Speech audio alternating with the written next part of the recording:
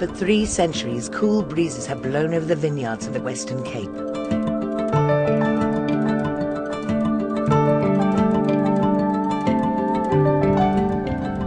The sun-baked grapes from this region make the most celebrated wines in Africa. I'm an African. I live here in South Africa and I should make African wines, and the wine should resonate this place and our people and our culture and our soils and our climates.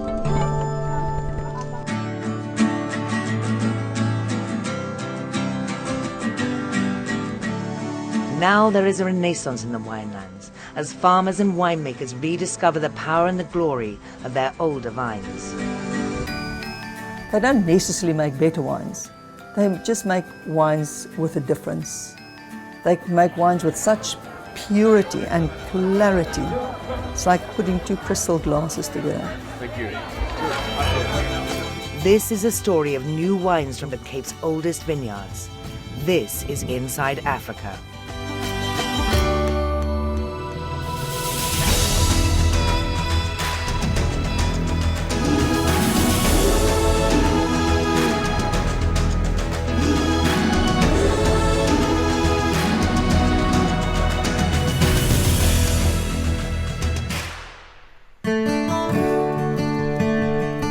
Since turning her back on city life, Rusa Kruger spends most of her working life outdoors.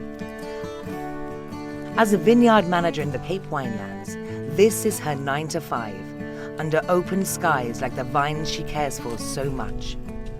There is a trick in making wine from old vineyards, and it is always about the ego. Don't have your ego make the wine, but let the vineyard make the wine. So if a winemaker can just take himself out of the picture, which I know is very often difficult for winemakers, but if they can take themselves out the picture and let the vineyard speak. Today, Rusa is testing grapes for their sugar content to time the harvest.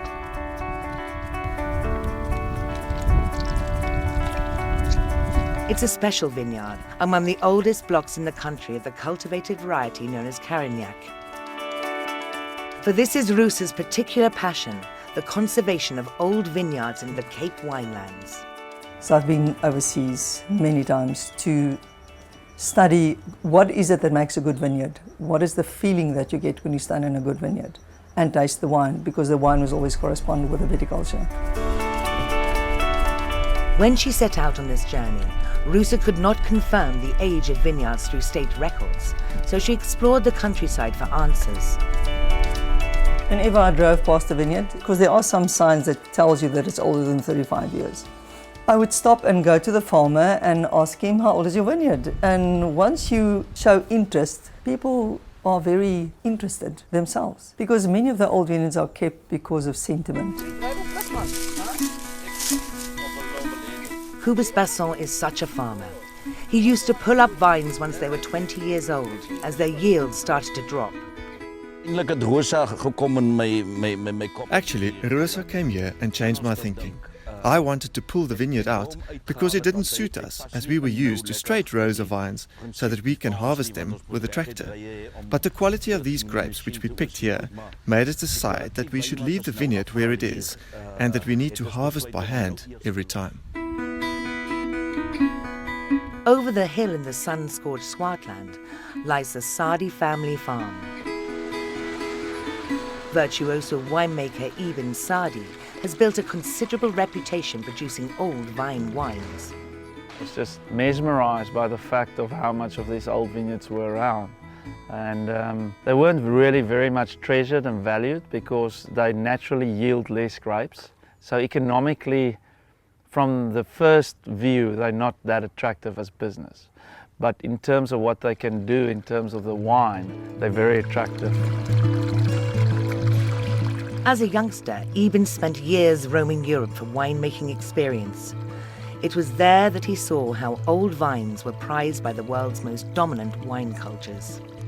I love history and I love tradition. I like old things. Wine has got a lot to do with history and tradition and that respect, and the respect of the soil and the earth. And it's just a natural extension, you know, the respect of these old vines.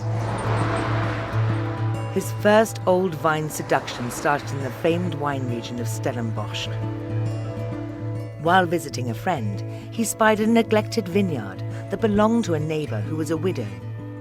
So I literally just walked over and I asked her if I could take care of the vineyard and just care for it. And we struck a deal for a rent. It was a very complex deal. It's one of these deals that happen over a nice cup of tea, and it was initially a box of veggies a month, a couple of rands for the vineyard, and I've got to do all the work, and a case of wine. That was and it just started like that.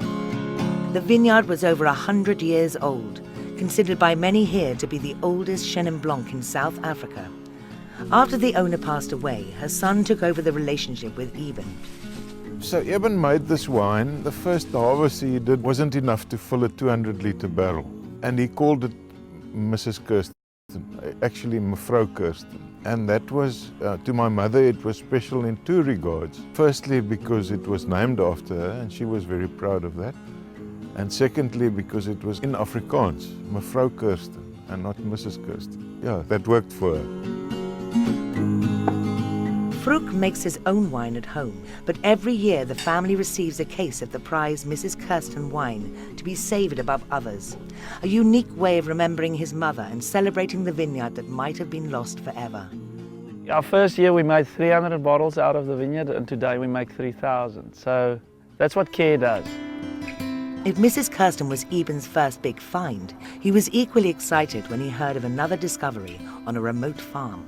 So someone said to me, there's a beautiful old vineyard up the west coast, in the middle of nowhere, on a mountain.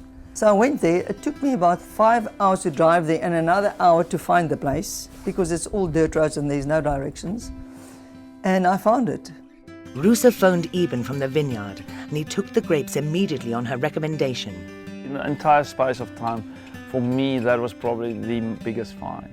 I remember the first juices when we pressed it, I just couldn't believe, just looking, not even smelling it, tasting nothing, just looking at the juice. It was like this lime, lumo, energetic, really fresh juices with a lot of acidity, fiber, nerve in them.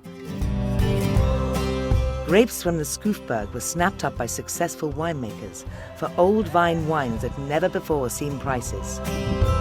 The surprised farmers toasted to the new wealth, their fortunes revived by old treasures in the ground, and a future that suddenly looked much sunnier.